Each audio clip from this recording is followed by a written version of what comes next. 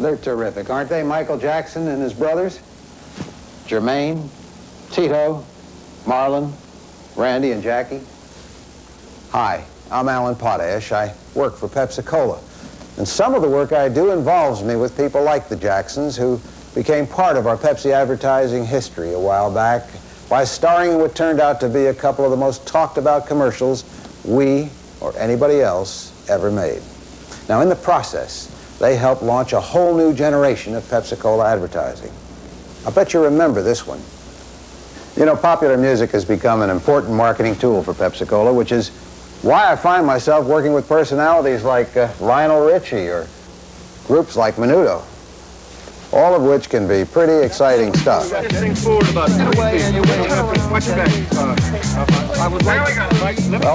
here we are in Hollywood, the home of sound stages and sets, actors, extras, agents, and occasionally chaos, crisis, and confusion.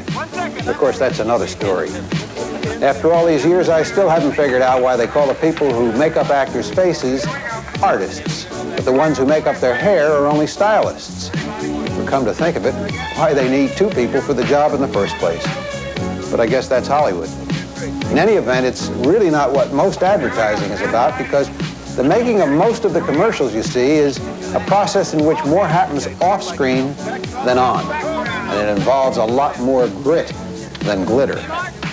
What I want to show you today is how commercials get made, and in the process show you a little of how advertising and advertising agencies work.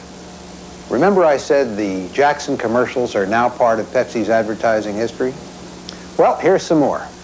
You see, before we created our new campaign, The Choice of a New Generation, we aired what was basically one campaign for 20 years. This, of course, was our original Pepsi Generation advertising, which associated Pepsi with people of all ages who are young at heart, people who live life to the fullest.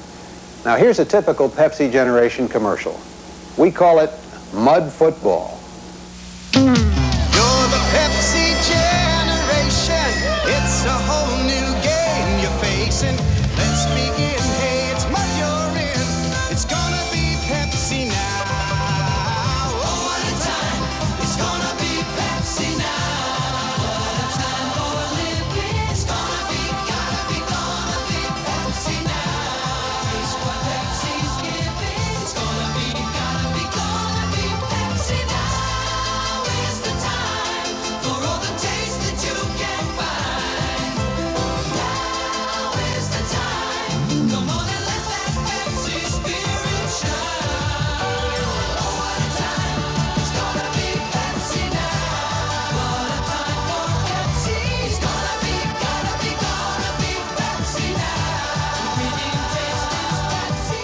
It's gonna be Pepsi now. Looks like fun, doesn't it? Well, it is. And it's also work, planning, preparation, details, discussions, deciding what the commercial should say, who it should say it to, and how it should be said. And it's 100 other painstaking and sometimes very painful steps that eventually go into the making of a commercial like that one. The whole process starts in meetings and discussions where we evaluate the need for new advertising. Maybe because our research has uncovered something, maybe a problem with brand or advertising awareness, or it might tell us that consumers' interests or preferences are changing, which can affect the advertising. That's why consumer research goes on continually, both here at the company and at our agency. Well, I was wondering if you'd ever get around to mentioning us. Hey, would I forget you guys, Phil? No way I'd let you. Come on in here and sit down. Meet Phil Dusenberry, Executive Creative Director of BBDO, the advertising agency for most of our products. Phil is one of the guiding geniuses behind Pepsi advertising. Phil, I was just about to describe how a television commercial like Mud Football is created. Why don't you do it from your point of view? Okay, Alan. After we've agreed that we need new commercials, and equally important, what we want them to accomplish, I give the assignment to several of our copy and art teams at the agency. Then for a week or two, they'll generate ideas that match the assignment. We call these commercial concepts. And they'll develop a lot of these concepts because, let's say we want to produce a total of 3 commercials. We'll probably review dozens of ideas before deciding on the ones that we'll present to the client. That's when I get involved again. Phil and his people present a number of concepts on storyboards. The storyboards illustrate the action that will take place in the finished commercial. We review each concept carefully, frame by frame. Occasionally, if we want to be